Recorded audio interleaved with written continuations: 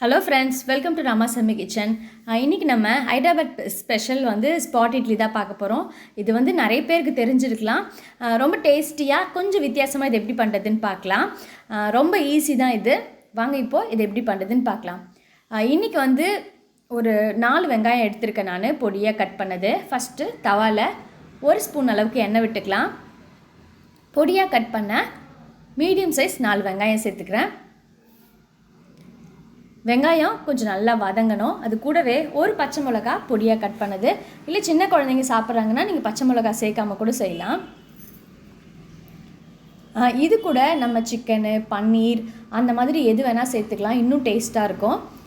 வெங்காயம் கொஞ்சம் வதங்கினதுக்கப்புறமா தக்காளி சேர்த்துக்கலாம். ஒரே ஒரு தக்காளி, நல்லா மீடியம் சைஸ் தக்காளி சேர்த்துக்கிறேன். தக்காளி நல்லா வதங்கட்டும். அதுக்குள்ளே நம்ம ஒரு சின்ன வித்தியாசம் பண்ணலான்னு சொன்னல, என்னன்னு பார்த்தீங்கன்னா மாவில் ஒரு முட்டை உடச்சி ஊற்றிக்கலாம். உங்களுக்கு இன்னும் டேஸ்ட்டாகவும் சூப்பராகவும் இருக்கும். வெறும் மாவில் தான் கண்டிப்பாக எல்லோரும் செய்வாங்க. நீங்கள் இந்த மாதிரி முட்டை கலந்துட்டு அதுக்கப்புறம் அதை நீங்கள் ஸ்பாட் இட்லி செய்யும் போது ரொம்ப சூப்பராக இருக்கும். முட்டையும் மாவையும் நல்லா கலந்துக்கோங்க.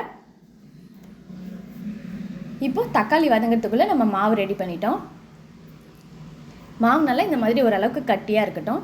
ஸோ தக்காளி வதங்கினதுக்கப்புறமா 1 டீஸ்பூன் மஞ்சத்தூள், 1 டீஸ்பூன் காரத்தூள் உங்கள் தேவைக்கு ஏற்ப போட்டுக்கோங்க. கொஞ்சமாக உப்பு. இது கூடவே நல்ல ஒரு டேஸ்ட் கொடுக்க பட்டர் சேர்த்துக்கலாம். பட்டர் இல்லைன்னா நீங்கள் நெய் கூட சேர்த்துக்கலாம். பட்டர் சேர்த்திங்கன்னா டேஸ்ட் ரொம்ப நல்லாயிருக்கும்.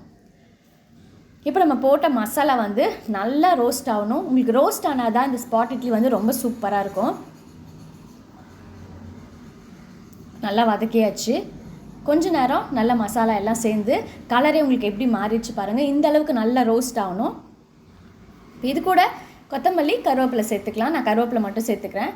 சேர்த்து வதக்கிட்டு உங்களுக்கு இதில் ஒரு 4 ஸ்பாட் இட்லி வரும். அந்த அளவுக்கு கொஞ்சம் கொஞ்சமாக நம்ம இதை தனியாக பிரிச்சுக்கலாம்.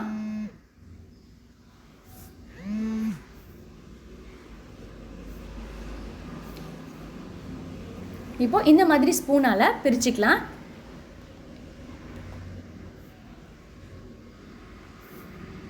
பிரிச்சுட்டு இதில் நல்ல ஒரு குழிக்கரண்டியால் எடுத்து கொஞ்சம் கொஞ்சமாக மாவு சேர்த்துக்கோங்க. நிறைய மாவு சேர்க்கக்கூடாது.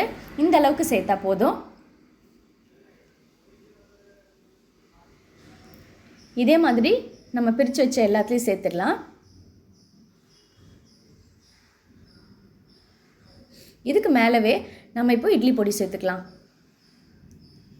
இட்லி பொடி சேர்த்துட்டு கொஞ்சமாக மேலே பட்டர் வச்சிடலாம். அது மெல்ட் ஆகி உங்களுக்கு அந்த இட்லி பொடியோடு சேரும் போது செம்ம டேஸ்ட்டாக இருக்கும். நம்ம இதில் என்ன டிஃப்ரெண்ட்னா, நம்ம முட்டை சேர்த்து பண்ணதுனால உங்களுக்கு டேஸ்ட் ரொம்ப சூப்பராக இருக்கும். அந்த முட்டையும் அந்த மசாலாவையும் சாப்பிடும்போது நல்லாயிருக்கும். இப்போ இட்லி மாதிரி நல்லா சாஃப்டாக வெந்திருக்கு பாருங்கள். இப்போ பொறுமையாக திருப்பி விடுங்க. ஏன்னா மேலே மாவு கொஞ்சம் இதுவாக இருக்கிறதுனால உடஞ்சிடும். ஸோ சேஃபாக அழகாக திருப்பி விடுங்க.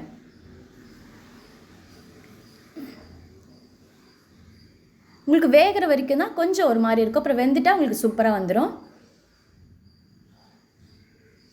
2 பக்கமும் வெந்தால் உங்களுக்கு நல்லா சாஃப்டான ஸ்பாட் இட்லி ரெடி ஆகிடும். இப்போ அந்த பக்கமும் நல்லா வெந்ததுக்கு அப்புறமா நம்ம எடுத்துடலாம். சூப்பராக டேஸ்டான ஸ்பாட் இட்லி ரெடி. கண்டிப்பாக இதே மாதிரி நீங்களும் ட்ரை பண்ணி பாருங்கள்.